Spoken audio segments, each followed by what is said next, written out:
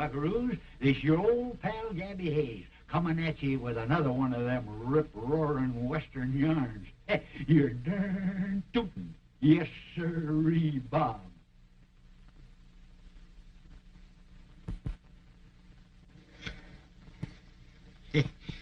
Boy, oh boy, did I have a good breakfast, huh?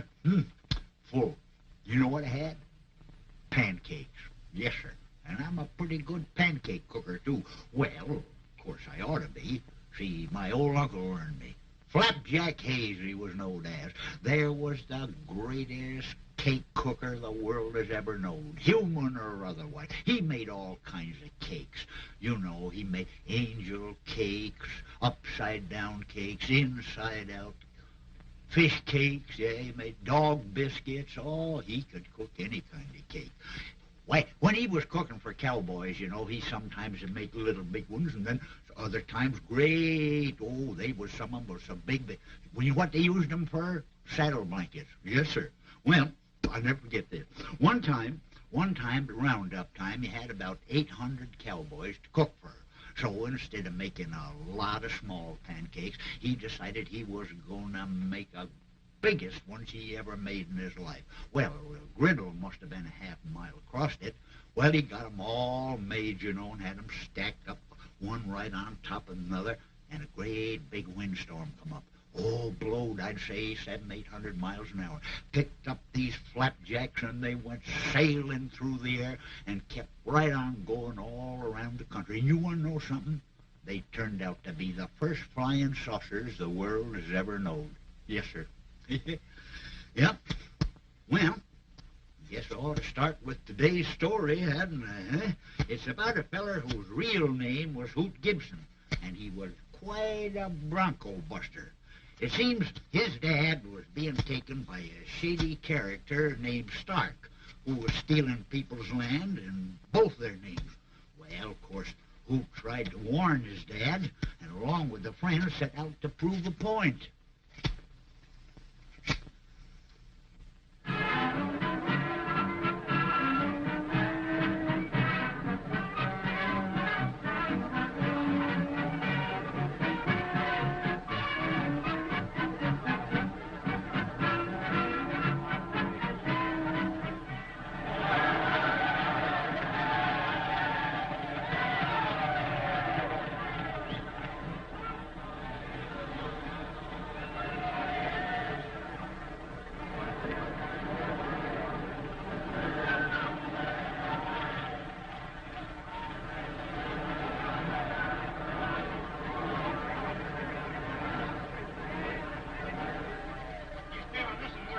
Seconds, you have to get the capital prize.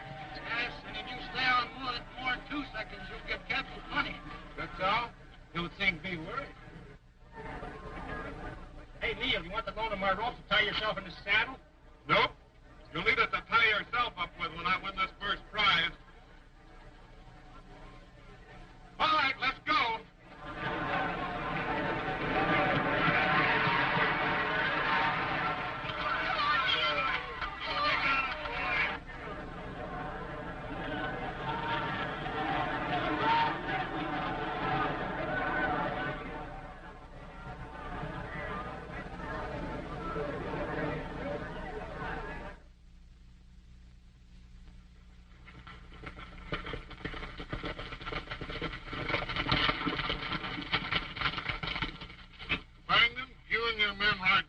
And see if any of the wiremen are around.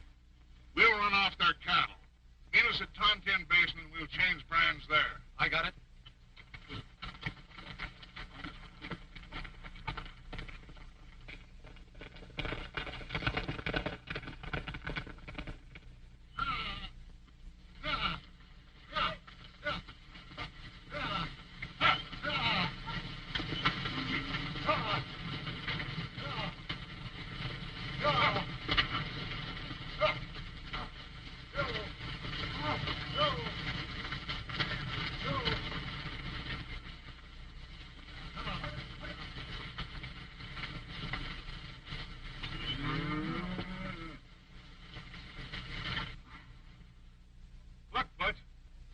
Boys, go over that north slope and see if you can locate those stairs. Okay, I'm on my way.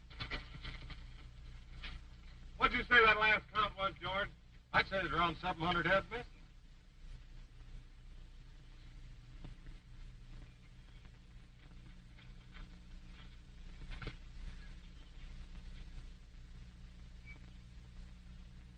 How do you do, Miss Webb? How do you do, Mr. Stark? Oh, how is your father?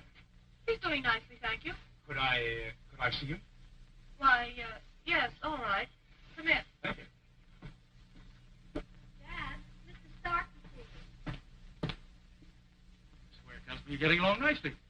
That's right. It's an awful nuisance, but... I heard about it. Or through you, wasn't it? No. The horse went loco and jammed me into a wall. Oh, I see.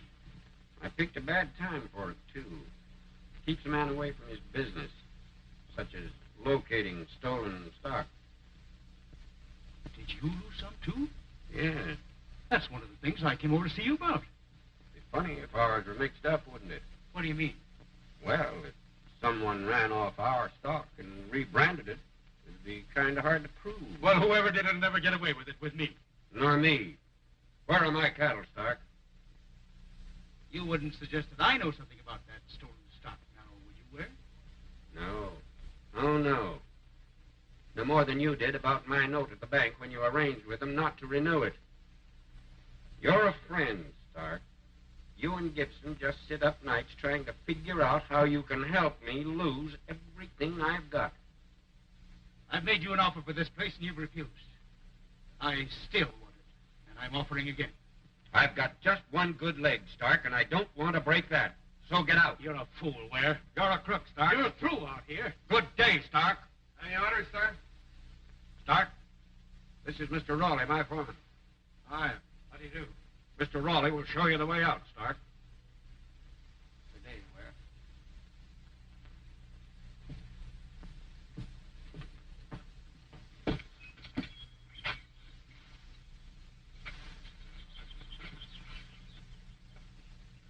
You know, I can't understand Ware's attitude toward me. He's peculiar, has his likes and dislikes. You get along with him, don't you? Get along with anyone when I want to. I hear some pretty good things about you, Raleigh. Yeah? What thing? Well, they say you understand your business, that you get along with the men. Well, guys got to make a living. That's right. Satisfied with yours? What do you mean? Well, there's nothing here for anyone. This place can't last much longer. Oh, you mean no wages? Men leaving? Well, yes. Can't expect men to stick along without pay. That's right. Especially when there are places that do pay. Making me an offer, Stark? I might. I could use a good man. What's your proposition? Interested? Might be. Just exactly what do you want, Raleigh? For what? Getting out of this part of the country. Someone big enough to put me out. Dorgan at least put up his hands. You wouldn't do that, would you, Stark? I don't get you. No? Well, listen. I'm not leaving here. I'm not leaving this part of the country. But when I find those cattle, you'll be leaving. And it won't be on a horse. I get you now. There's lots of ways of leaving a country, and I'm going to arrange for yours. A little different, perhaps, from your arrival in the boxcars. When you leave, it will be in just a box. Can you climb aboard your horse, or shall I boost you up? I think I'll be able to make it.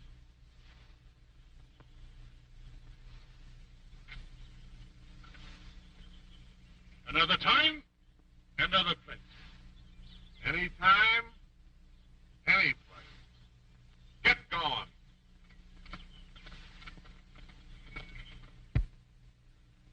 Well, if Stark had any plans that included Hoot, I reckon he started changing them right there. Hoot wasn't for sale, because he had his own plans. And when we pay off, we give the men an extra month's pay as bonus here, and one more upon delivery of stock in Kansas City. That's a good idea. I'm in on half that 2,800. Any way you want it. You're all right, Duke. Yeah, we're just a couple of big cattlemen. Good investment for a couple of nice people.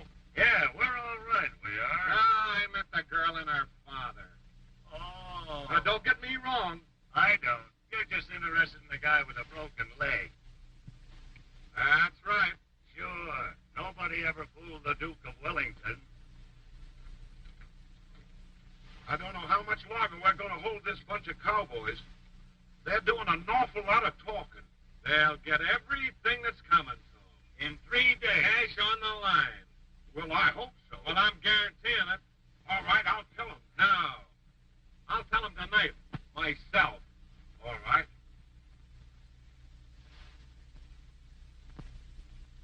You think so, eh? Sure. They'll never start the cattle out. That bunch of cowhands want their money. Yeah, well, they're going to get it. It's on the way. Whose money? The guy that you call the Duke of Wellington. How do you know? Oh, I have my way of finding out things. That money's going to be in the bank in Willard the first thing in the morning. That gives me an idea. How good is it? Depends on how far you go. The limit. And we're set. The Duke. Say, just who was that Duke of Wellington? That's the bird that licked Napoleon. Uh-huh. Well, this is the time he loses. Where's Mr. Kendall? The Duke? Yeah. Went into Willard early this morning. Alone? Oh, Butch went with him. How'd they go? The Ford said they was going to the bank. What time did they leave? About 5. Willard's a good 45 miles from there, isn't it? Better than that. Thanks.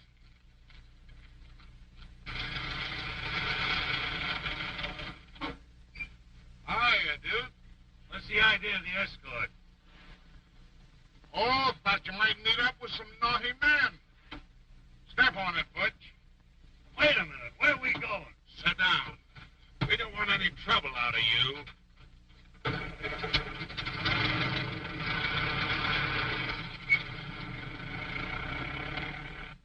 say he left there about 6 hours ago? Thanks.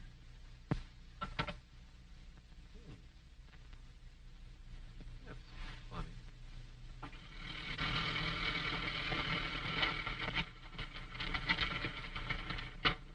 Come on, all out. Say, what's this all about? You'll find out in a minute. Come on.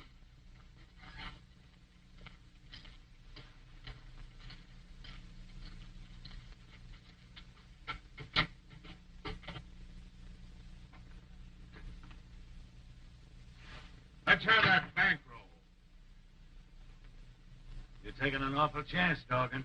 I don't think so. You asked Butch to bring you here when you broke the axle on your car. You asked to keep the money in the safe. Several of the boys heard you. Somebody's been doing a lot of thinking for you, Dawgan. Let's have that roll. Give him Raleigh's arm trick.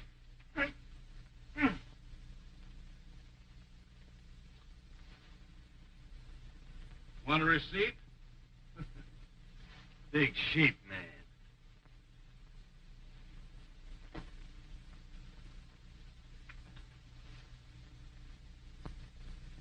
Nice out here in the West.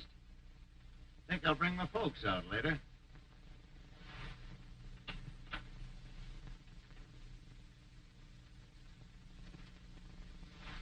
You understand, don't you? You begged Butch to keep the money overnight for you.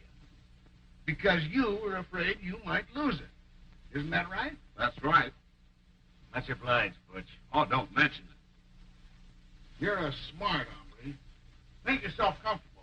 Butcher will take you on his lap and tell you a few funny stories, won't you, Butch? Yeah, I'll tell him some bedtime stories. Say, you don't know one about 2 rats, do you? Take care of him. Sit down. About now, Stark was feeling like the cat that swallowed the canary. He had Hoots, Buddy hogtied, and their money hid in the safe. It looked now as if the Hulk, Kit, and Caboodle was Stark's for the taking. And he was taken. To toss in $2,800 to pull us out of the hole. Stark and his gang can't get away with this stuff. I appreciate what you've done. You backed me up. You know, it looks like they won't pay off in time to start that drive. Why did you cross us, Butch? Stark's a friend of mine. I get it. You've been working for him right along. Yeah. He pays off. Well, I guess I'll do my spitting outside. Yeah, it'd be better for the rug. Don't you make any sudden break, or I'm liable to have to clunk you.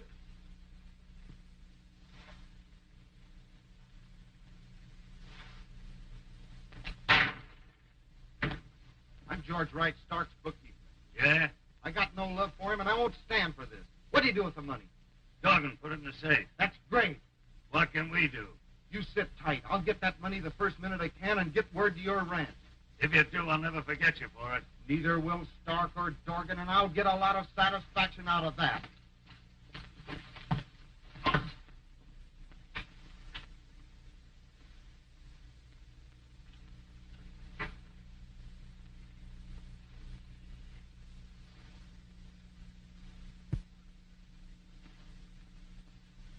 All right, boys, let's take a look at the basement. I got a hunch. Where are you going? Canteen. Good idea. I'll go along. You stay here. Get word to me if they locate Bert.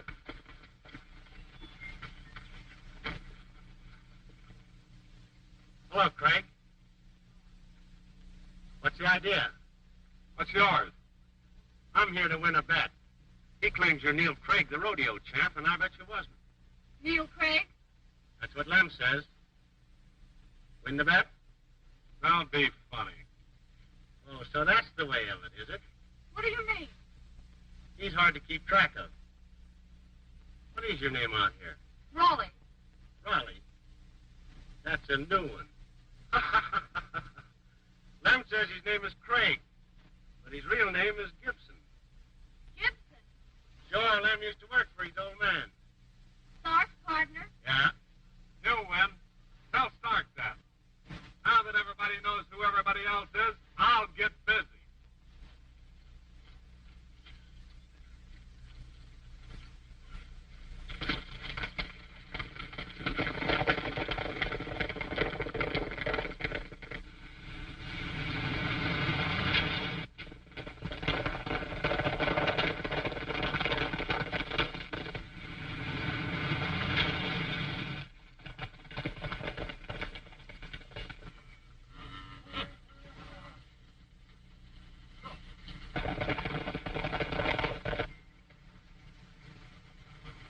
Well, there they are. Yes, and the firm of Gibson and Stark will pay a lot of money to square this. Now, you men stick with these cattle. I'll send word when to start trouble with Stark. Okay.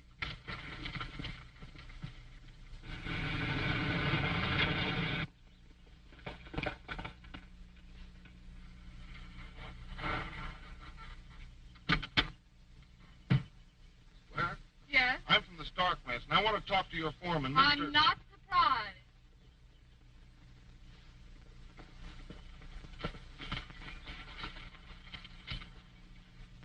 This man is from your Stark ranch. I'm George Wright, Stark's bookkeeper. Yeah? He and Dorgan are holding Mr. Kendall. Well, why are you here? Because I have no use for them. They held Kendall up to stop your payroll, and here it is. Here, pay the men off. Give them a bonus now. Tell them they'll get another on delivery of that stock in Kansas City. You're great on giving orders. You'll be all right when you learn to obey them. Now, that stock's in Tontine Basin. Send word over to the men right away to start driving them in. And what do you do? I'm going over and pay Mr. Stark a little visit. Drop over, and maybe you'll find out which place I'm working for.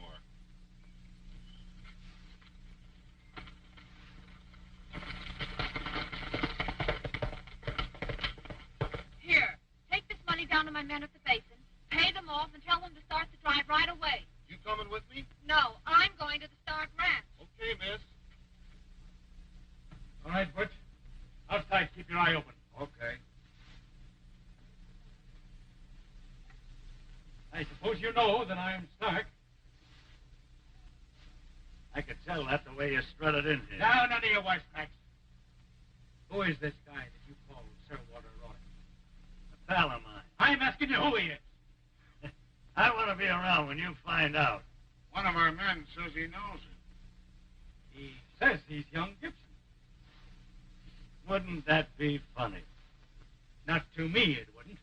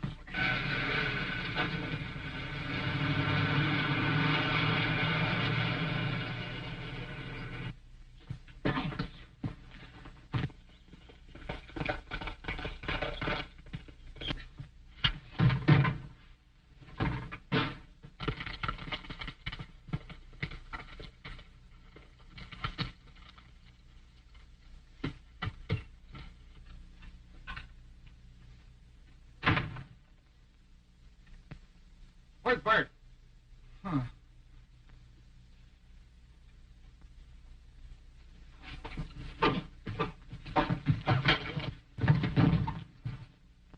Hey, Bert! Stark, where's Bert? You'll never see him.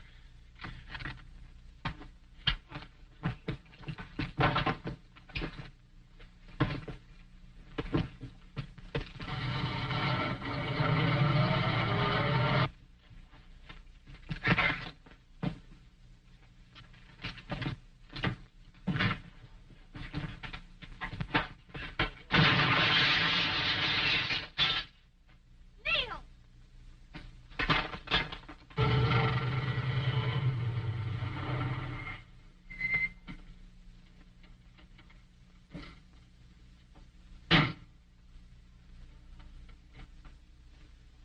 Why, Neil, what are you doing here? Hello, sis. Well, what did you win this time? A chance to tell you what a nice, clean fighter I think your partner Stark is. Where is he? Lying on the floor, taking the count.